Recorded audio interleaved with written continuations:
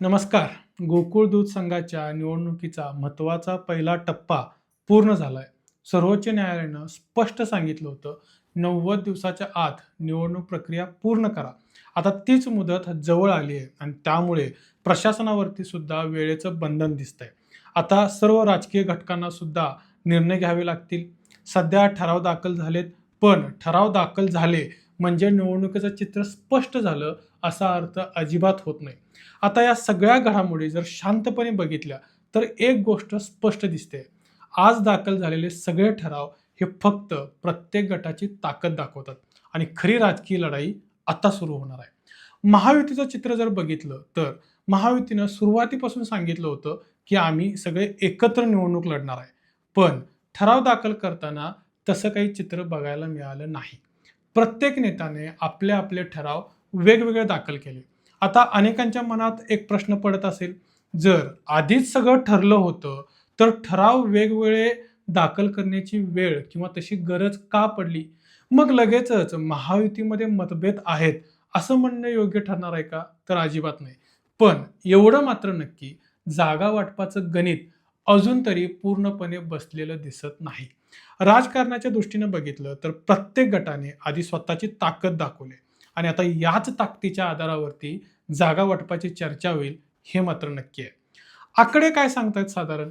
हसन मुश्रीफ यांच्याकडे आणि त्यांच्या कुटुंबाकडे सर्वाधिक म्हणजे जवळजवळ 14 ठराव आहेत. चंद्रदीप नरके यांच्या गटाकडे 9 ठराव आहेत. अरुण नरके आणि डॉक्टर चेतन नरके यांच्याकडे 6 ठराव आहेत. सतेज पाटील आणि ऋतुराज पाटील यांच्या गटाकडे साधारण 5 ठराव आहेत. संजय मंडलिक यांच्या गटाकडे 4 ठराव आहेत. तर असेच इतर अनेक बारीक सारीक जे काही नेते आहेत त्यांच्याकडे 1 ते 3 ठराव आहेत. यातून एक गोष्ट काय स्पष्ट होते की प्रत्येक गटाने आपली संघटनात्मक ताकद दाखवण्याचा एक प्रयत्न केलाय.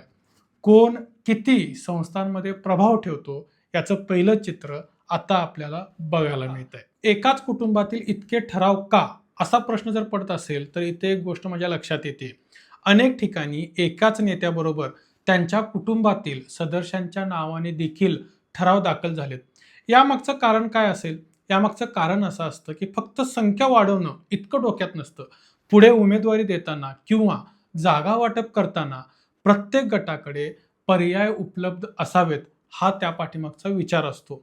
म्हणून आज दिसणारे सगळे ठराव हेच उद्याची उमेदवारी असतील असं निष्कर्ष काढणं पूर्ण चुकीचं ठरेल. आता इथून पुढे एक गोष्ट समजून घ्यायला पाहिजे. ठराव दाखल झाले म्हणजे प्रक्रिया संपली असं अजिबात होत नाही. खरा गेम इथून सुरू होणार आहे.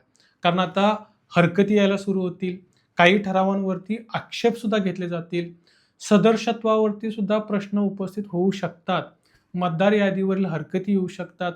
काही ठराव बादही होऊ शकतात. म्हणून आज दिसणारे आकडे आणि अंतिम मतदार यादी यात बदल होऊ शकतात. खरी परीक्षा आत्ता सुरू होणार आहे. कारण ठराव दाखल करणं हा तर फक्त एक टप्पा होता. आता तुम्हाला जागा वाटप करावे लागतील, उमेदवारी ठरवावी लागेल. उमेदवारी ठरवताना नाराजी नाट्य सुरू होणार. कारण उमेदवारी तर खूप लोकांना हवी आहे आणि सगळ्यात महत्त्वाचं, कार्यकर्त्याला सुद्धा एकत्र ठेवावं लागेल. त्यामुळे प्रत्येक गटाला आणि राजकीय पक्षांना ही एक आता मोठी परीक्षा द्यायची आहे. आता जेव्हा ठराव हे आपण बघतोय एकंदरीत, तर ठराव जर बघितले तर असं स्पष्ट दिसतंय की महाविकास आघाडीकडे थोडंसं ठराव कमी आहेत आणि महायुती ठरावाच्या बाबतीत पुढे आहे.